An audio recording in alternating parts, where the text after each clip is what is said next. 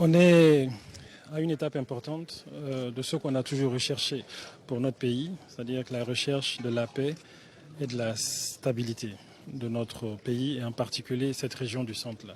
Toujours rechercher cette paix-là et toujours rechercher la stabilité.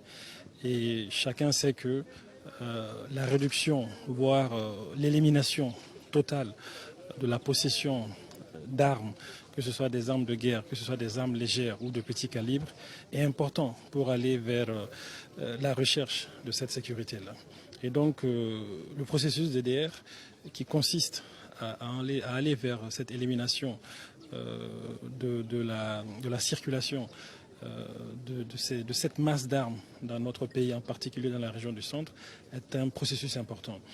Et ce matin, en procédant au lancement de ce processus-là, oui, un grand pas est réalisé, mais nous sommes qu'à un début. Aujourd'hui, il était important que nous puissions venir voir le site qui sera destiné à accueillir ceux qui volontairement vont décider de déposer leurs armes et en contrepartie discuter de leur réinsertion dans la société par rapport à une activité socio-économique ou pour ceux qui choisiront la voie d'un engagement dans l'armée pour défendre la patrie.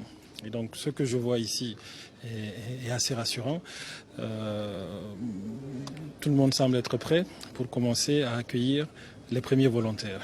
On vient de parcourir tout l'itinéraire qui est enregistrement, screening et ensuite discussion avec des acteurs qui devraient prendre en charge les aspects psychosociaux, etc. Et puis l'orientation des détenteurs d'armes vers le choix qu'ils auraient fait de leur vie en termes professionnels.